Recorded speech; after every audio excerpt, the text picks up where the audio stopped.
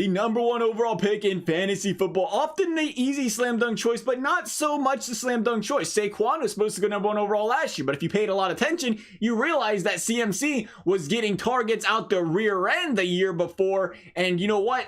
CMC being on the Panthers compared to playing with Daniel Jones was actually a pretty solid number one overall pick if you chose to take him over Saquon last year. So the question is with CMC this year, Christian McCaffrey, that is, being the number one overall pick, is that the same case this year? Or is there a guy behind Christian McCaffrey who maybe you should consider taking? Because guess what? At the end of the day, they got a new regimen over there in Carolina. They got Matt Rule coming in. They got Teddy Bridgewater coming in. Let's talk about it. Let's talk about Teddy Bridgewater.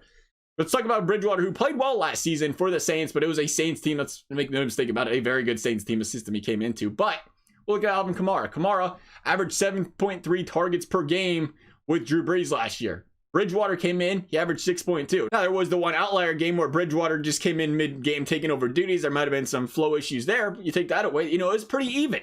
In other words, Bridgewater is not a guy that was going to completely avoid dumping it off to the running back where you have to be concerned, okay, new quarterback, do we have to worry about them not potentially getting the running back involved as much? And you talk about Matt Rule, which I think is the real wild card here, is Matt Rule coming into the NFL. How does he go from college to the NFL? What does he do with Christian McCaffrey? That is the biggest concern for me, is a new coach coming in, because you know what? They bring in a new regimen, they bring in a new system. But we look at what Matt Rule did at Baylor. 4.1 targets per game to the running back in 2019, 4.2 in 2018, which doesn't sound like a lot as NFL fans. But in college, that's a pretty good chunk of attempts to the running back when you consider you go to Ohio State. It was averaging half of that. J.K. Dobbins, right? You had Oklahoma, half of that. You had I want to say Jonathan Taylor, Wisconsin. Again, about half of that. Jonathan Taylor, a great running back, didn't get involved near as much as some of these running backs did for, Matt Rule's team over here in Baylor. So I do feel like, as much as that is the number one concern, I feel like you're going to see a pretty good amount of passes going to the running back still. He's going to bring that kind of offense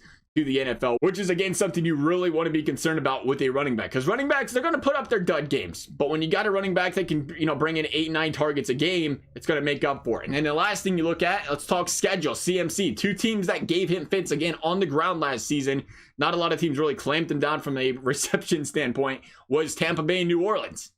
Tampa Bay and New Orleans had him under 3 yards per carry every single game. But you look at, New Orleans this season, they play New Orleans week 17. So you're going to avoid that from a fantasy standpoint. They end up playing Washington and Green Bay. Green Bay, who CMC gashed for 100 yards last season in the 2 playoff rounds, week 15 and week 17 of fantasy playoffs. And Washington is, well, they're Washington. So I guess we got that. So the question becomes, going over all of that, what else is out there? What else is out there if you would not take CMC? Because as far as I'm concerned, I still think he's a number one pick right there, looking at all of that down the board. But you know what? We'll look with Saquon.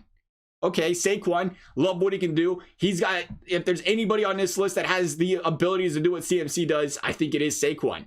But he's playing with Daniel Jones, and he's playing with a New York Giants offense that they haven't had a clue. They probably still won't have a clue, and touchdowns are a big deal. He doesn't get a lot of chances. Not a fan of that at number one. I'd rather have CMC. You got Zeke, who is now on an offense, still runs the ball a lot, but they're getting to be more and more pass heavy with Dak Prescott back there, and you wonder what Zeke's going to do. He's still going to get them touchdown chances. He's still going to play really well there, but I think his receiving game ceiling is a lot lower than these other guys. You got Kamara, who we're still waiting to see get a substantially high amount of touches over there in New Orleans on the ground.